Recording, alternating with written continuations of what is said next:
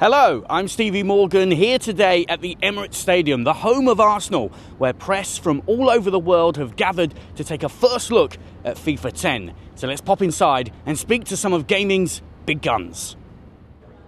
I thought I'd take the opportunity of giving you a little bit of a business overview before you get your hands on this beautiful game that we got here for you today that Dave Rutter and Gary Patterson have brought the build over from Vancouver and allowing you the earliest hands-on I think you're ever going to get with FIFA. We've invested in football for a decade and a half and put our money where our mouth is with the game itself by building our level of authenticity and putting our money back into football. Gary, can you start by explaining your involvement with FIFA 10? Yeah, sure. I'm the creative director on FIFA 10, so basically what that means is I work with David Rutter. He kind of sets the kind of general direction for the game and I deal with the details of that direction. Gary is my right and my left hand man. If I was to term it like this, and hopefully you said the same thing, otherwise we'll be having a conversation when we get back. I'll look at what we've done and where we want to get to and try and work out a direction, a vision for where we're trying to get to. And then poor old Gary's tasked with trying to come up with the appropriate features and design to meet those objectives, be them company strategic or game design or, I really don't like this part of the game, will you please fix it? So what can your average gamer expect from FIFA 10? Oh, there's so many things that they can expect from FIFA 10, but right now we're only going to be talking about a percentage of those changes based around gameplay, what we're doing with gameplay, and also what we're doing with manager mode. So in gameplay, we're working hard to refine the engine. As you know, we rewrote this engine for the next gen, for PS3 and Xbox 360, and this is the fourth iteration, and we're trying hard now to refine this engine.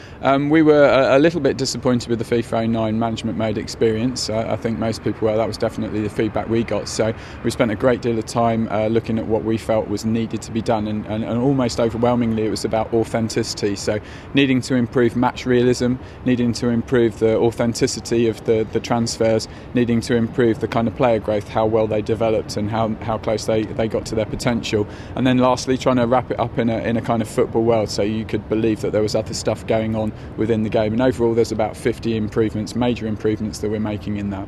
What can we do to take this game to the next level, to change the experience? So one of the things we're working on there is 360-degree dribbling. So again, a feature that the community have wanted for a while now, but we felt that we didn't want to do it before because if we did it wrong it would break the game. It would fundamentally break the game, and we didn't want to do it half-hearted because we knew the effect it could have in the game. And so we've kind of kept it on the back burner till now when we know we have the time to really do it well. So we're working hard on 360-degree dribbling to make sure that the responsiveness of the game and the fluidity of the game is still there when you have this level of movement. I'm pleased to say I'm joined now by two leading members of the FIFA community, Dave and Suf. We're stood here surrounded by legends of Arsenal's past. You've just had a go on FIFA 10. Is that going to become a legend? I think I've played it for a short time, Steve, but it's an awesome game. Really impressed with it. New features. Within 5 minutes you could feel them. Made a real difference. Suf, what are your first reactions? I was very impressed with the tight control. You can feel that there's been a lot of progress in the game. And given that how early it is in development and how long they've still got to make it better, I think it's going to be a hit, definitely. Now today, it's not just been members of the press, you've also had members of the FIFA community.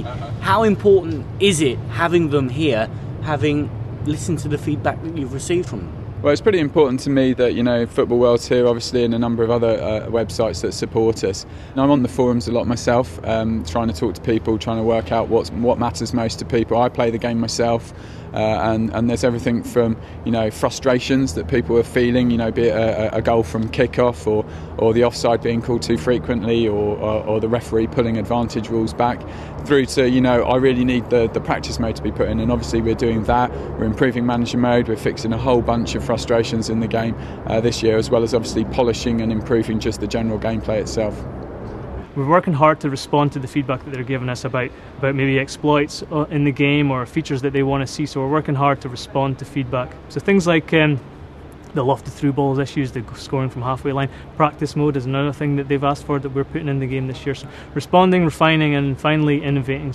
Are you impressed with the way that perhaps FIFA and EA Sports have listened to some of the things that gamers have said about things that need tinkering or improving or refining? Is that something, can you see that in the gameplay, that those things have been listened to and responded to as well?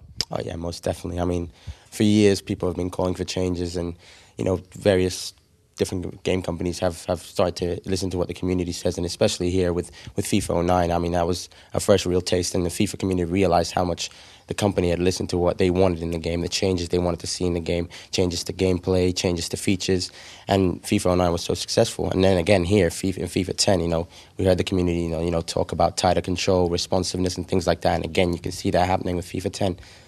So it's great. It's great either way.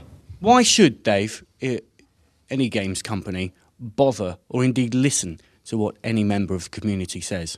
I think it's so important because they're the people that play the game.